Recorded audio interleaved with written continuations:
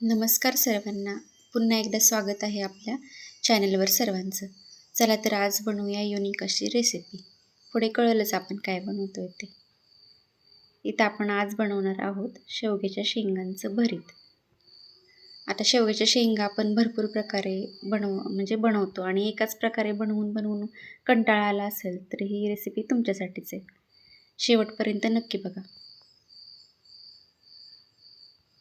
शेवग्याच्या शेंगा घेतल्या तिथं शक्यतो ताज्या घ्यायच्या शेंगा आणि जाड घ्यायच्या, म्हणजे त्याचा गर असतोय तो आपल्याला काढायला जरा बरं पडतं.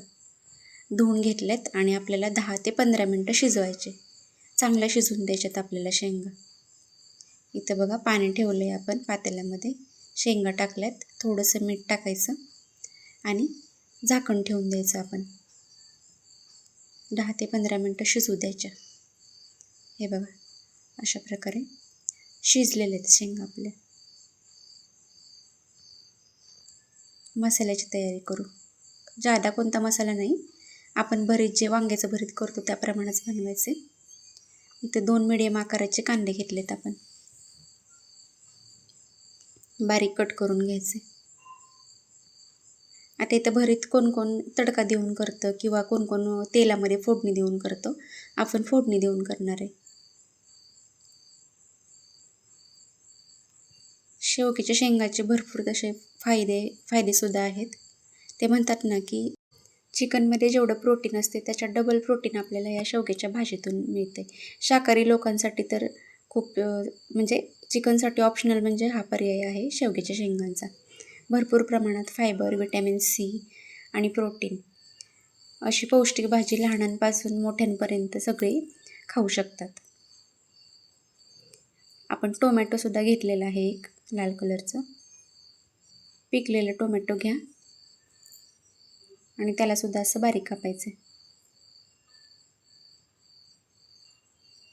एकदम साधी सोपी रेसिपी आहे, पण शेवगा अशा प्रकारे जर तुम्ही करून खाल्ला तर म्हणजे घरातली सुद्धा आवडीनं खाऊ लागतील.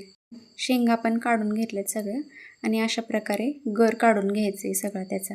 थोडा वेळ लागतो, पण करून बघाल तर खूप छान लागते रेसिपी. ही नक्की ट्राय करून बघा एकदा. खूप मसाले नाही, आपल्या घरगुती मसाल्यातच करायचं. अशा प्रकारे सगळ्या शेंगांचा आपण गर काढून घेऊया. तुम्ही मॅशरने मॅशसुद्धा करू शकता. कढई ठेवली आपण तापायला, त्याच्यात 1.5 पळी तेल घालूया. फोडणीसाठी थोडंसं जिरं, थोडी मोहरी, एक अर्धा चमचा, कापलेला कांदा टाकूया सगळा त्यात. तेलात भाजून घ्यायचे कांदा आपल्याला. नंतर चिरलेलं टोमॅटो टाकूया. तेलात चांगलं भाजू द्या. खूप वेळ नाही लागत, शेंगा शिजवून घेतल्यात त्यामुळं फक्त फोडणीपुरतं वेळ जातोय. 1 चमचा लाल तिखट, अर्धा चमचा गरम मसाला आणि हलवून घ्या असं. पूर्ण मसाले भाजले गेले सगळे की मग आपण शेवग्याच्या शेंगांचा जो गर काढला होता तो त्याच्यात टाकून द्यायचे आणि असं चांगलं परतून घ्यायचे आपल्याला तेलामध्ये. टिफिनसाठी ही उत्तम रेसिपी आहे. आणि तयार झालेलं आहे आपलं शेवग्याच्या शेंगांचं भरीत.